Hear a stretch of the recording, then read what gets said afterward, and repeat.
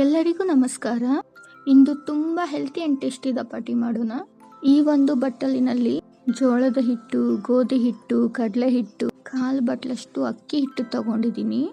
ಮತ್ತು ಇದ್ರ ಜೊತೆಗೆ ತುರಿದಿರೋ ಸೌತೆಕಾಯಿ, ಕ್ಯಾರೆಟು, 1 ಟೊಮೆಟೊ, 1 ಈರುಳ್ಳಿ ಮತ್ತು ಸ್ವಲ್ಪ ಕರಿಬೇವು, ಕೊತ್ತಂಬರಿ ತಗೊಂಡಿದ್ದೀನಿ.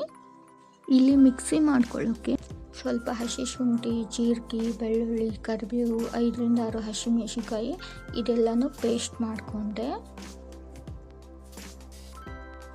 ಈ ಪೇಸ್ಟ್ನ ಇವಾಗ ನಾನು ಚೆನ್ನಾಗಿ ಮಿಕ್ಸ್ ಮಾಡ್ಕೊಳ್ತಾ ಇದ್ದೀನಿ.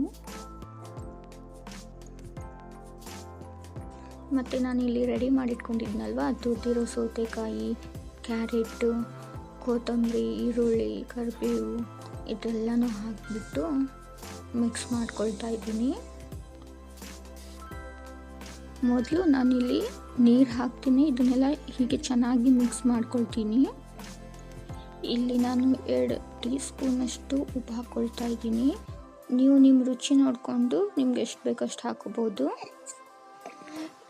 ಇವಾಗ ನಾನಿಲ್ಲಿ ಸ್ವಲ್ಪ ನೀರು ಹಾಕ್ಕೊಂಡು ನಾದ್ಕೊಳ್ತಾ ಇದ್ದೀನಿ.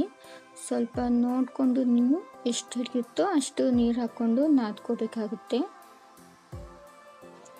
ಈ ಥರ ನಾದ್ಕೊಂಡ ನಂತರ ಒಂದು 5 ನಿಮಿಷ ಇದನ್ನು ನೆನೆಯೋಕೆ ಇಡ್ತಾ ಇದ್ದೀನಿ. ಇವಾಗ ಹಿಟ್ಟು 5 ನಿಮಿಷ ನೆನ್ಕೊಂಡಾಗಿದೆ. ಇಲ್ಲಿ ನಾನು ತಟ್ಕೊಳ್ಳೋದಕ್ಕೆ ಅಂತ ಆಯಿಲ್ ಪಾಕೆಟ್ ತೊಗೊಂಡಿದ್ದೀನಿ. ಜೊತೆಗೆ ಆಯಿಲ್ ಪಾಕೆಟ್ ಮೇಲೆ ಸ್ವಲ್ಪ ಎಣ್ಣೆ ಸೋರ್ಕೊಂಡಿದ್ದೀನಿ. ಮತ್ತು ಹಿಟ್ಟಿಗೂ ಕೂಡ ಸ್ವಲ್ಪ ಎಣ್ಣೆ ಸೋರಿ ಈ ಥರ ಪ್ರೆಸ್ ಮಾಡ್ತಾ ಇರಬೇಕು. ನಿಮ್ಗೆ ಎಷ್ಟು ದೊಡ್ಡದು ಬೇಕೋ ಅಷ್ಟು ದೊಡ್ಡದಾಗಿ ರೌಂಡ್ ಆಕಾರದಲ್ಲಿ ಈ ಥರ ಪ್ರೆಸ್ ಮಾಡ್ಕೊಳ್ಬೇಕು. ಹಾಗೆ ಇದನ್ನು ನಿಧಾನಕ್ಕೆ ಕೈಯಲ್ಲಿ ತಗೊಂಡು ಬೇಯಿಸ್ಕೊಳ್ಳೋದಕ್ಕೆ ಹಾಕ್ಕೊಳ್ತಾ ಇದ್ದೀನಿ. ಇಲ್ಲಿ ಬೇಯಿಸ್ಕೊಳ್ಳೋದಕ್ಕೆ ಸ್ವಲ್ಪ ನಾನು ಆಯಿಲ್ ಹಾಕ್ಕೊಳ್ತಾ ಇದ್ದೀನಿ. ಒಂದು ಸೈಡ್ ಬೆಂದ ತಕ್ಷಣ ಇನ್ನೊಂದು ಸೈಡ್ ಈ ಥರ ಟರ್ನ್ ಮಾಡಿಕೊಂಡು ಬೇಯಿಸ್ಕೊಳ್ಳಿ. ನೋಡಿ, ಇವಾಗ ರುಚಿಯಾದ ಹೆಲ್ತಿ ಆ್ಯಂಡ್ ಟೇಸ್ಟಿ ದಪಾಟಿ ಸವಿಯಲು ರೆಡಿ.